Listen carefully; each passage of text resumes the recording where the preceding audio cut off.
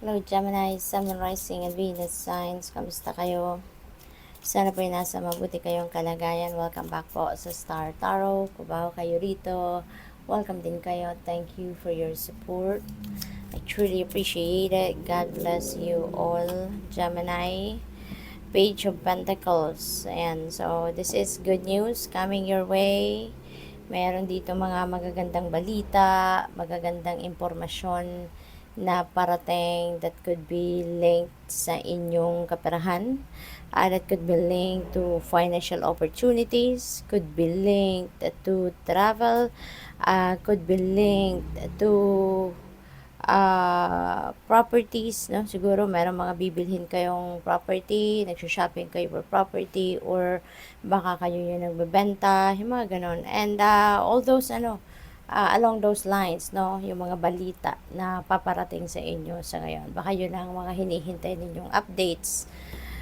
We have Four of Wands. Ayan. So, merong magandang balita talaga na paparating. Kaya maaring yan ang isa-celebrate ninyo.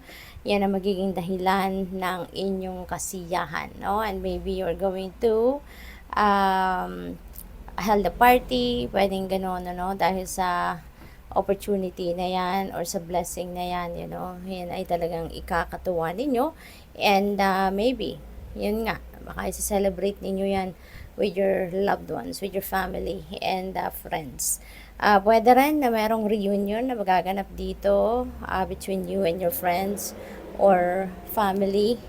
Pwede rin na baka merong kakasal, no? Baka merong magpapakasal sa inyo sa ngayon, or kung hindi man, baka kayo ay maiimbitahan sa kasalan, or baka kayo ay magse-celebrate ng inyong mga accomplishments or achievements. Maybe someone is celebrating birthdays dito at kayo ay maiimbitahan. Yung ganun ba, no? So, this is a time for celebration, fun, and enjoyment. We have Knight of Swords. Ayan. So, siguro meron kayong na-receive dito na impormasyon, na-receive na tip, balita, yung gano'n na baka yun ay yun ang magiging sanhi ng pagmamadali ninyo rito, pagra-rush, meron kayong gustong sugurin siguro, meron kayong gustong i-address na sitwasyon sa ngayon. And maybe dahil yan sa mga impormasyon na dumating sa inyo. Baka meron ditong nabalitaan kayo na ikinagalit ninyo or ikakagalit ninyo. Baka meron nakarating, no, na mensahe sa inyo dito na hindi ninyo nagustuhan. Kaya maaring pupuntahan ninyo kung sino man ang nagpalabas ng mga impormasyon na ito. We have Judgment. Ayan, you will be happy dito. Meron kayong desisyon na gagawin dito, and it's going to liberate you. Napakaganda kasi magiging masaya ka sa gagawin mong desisyon dito, no? Sa pag-address mo ng kung ano man ang sitwasyon na to, you're going to be very happy about that. At yan ay magpapalaya sa inyo, no? So, finally, masasabi siguro ninyo sa sarili ninyo, nako, sana pala, noon ko pa to inaktuhan, noon ko pa to ginawa ng solusyon, or noon ko pa to tinignan, diba? At inasikaso. Kaya ngayon, masayang-masaya kayo. We have Ace of Wands. Ayan. So, Ace is a new beginning energy. Meron ditong sisimulan kayong bagong ganap sa buhay ninyo, and maaaring related ito sa opportunities na dadating sa inyo. You are going to grab that opportunity at gagawin ninyong you will be excited about it. You are going to be very passionate about this opportunity, kasi nga baka ito rin yung magiging susi para magamit ninyo yung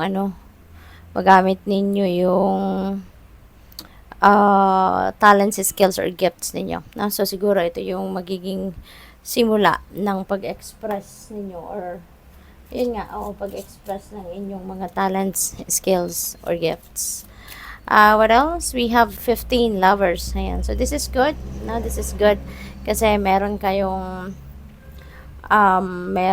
ritong magandang sitwasyon pagdating sa inyong love life. Kung wala pa kayong love life, single pa kayo, baka kayo ay baka makilala nyo na ngayon yung inyong magiging potential na maging jowa ninyo, maging person ninyo, or baka kung kayo ay may love life na, baka ngayon din, no, meron dito siguro pag-uusap for leveling up, no, your commitment with your person. Baka may mga pag-uusap dito about kasalan, or baka magpapakasal na talaga kayo since we have Four of Wands energy. So, possible yon, ano, for some of you. Baka wedding day nyo na, or baka ngayong week, no, or ngayong buwan kayo ikakasal na. We have courtship, ayan, so nagliligawan ng iba, may kaligawan ng iba, or baka manliligaw pa lang, or yung courtship na to is going to level up, no, at baka kayo ay ma-engage na at magpapakasal na. So, congrats. We have 33, concern. Ang iba siguro sa inyo nag-aalala, no? Probably since nakaharap siya doon. So, pwedeng sa love life, no? Yung inaalala. Or baka nagwo-worry kayo about sa inyong kaligawan. Pwedeng meron kayong insecurity na nararamdaman ngayon, ano? Related dito sa inyong person. Or probably ang wino-worry ninyo is wedding details, no? Budget, or kung sino mga iimbitahan, kung saan ang reception, saan kayo magpapakasal, baka yun ang mga wino-worry ninyo, no? So, depende sa inyong sitwasyon. But, worrying is not going to help you, Gemini. Importante ano yung reminder sa inyo na if you have concerns, no, regarding anything, i-alay nyo na yan sa universe, no? I-lift it all up, no, to God and to the divine. Kasi, kung nag-worry kayo, una-una, hindi makakatulong sa iyo. That is going to attract more things na ipag-worry ninyo. Pero, kapag inalay nyo ng lahat yan, mga concerns ninyo, mga worries ninyo sa Panginoon, rest assured, no, na solusyon ang dadating sa iyo. Mawawala din ang inyong stress, no, kapag inalay nyo ng lahat-lahat yan sa divine. Kaya yun na lang gawin ninyo para mawala na yung pag-aalala ninyo, diba? At magtiwala na lang kayo sa universe. We have number 6, mature woman. And so maybe you are going to be dealing with a mature woman around this time. Si mature woman could be anyone sa buhay ninyo. Baka ito yung person ninyo, baka siya yung mapapangasawa ninyo, baka siya yung nanay ninyo, baka siya ay boss ninyo, baka ito yung magkakasal sa inyo, baka siya yung mag-o-officiate ng wedding, siya ang kinokontak ninyo. This could be anyone, no? This could be anyone. This could be your future mom-in-law, diba? Baka kung sino to, no, she's going to play a significant role sa buhay ninyo. Good luck sa'yo. Thank you for watching. Love and light. Namaste.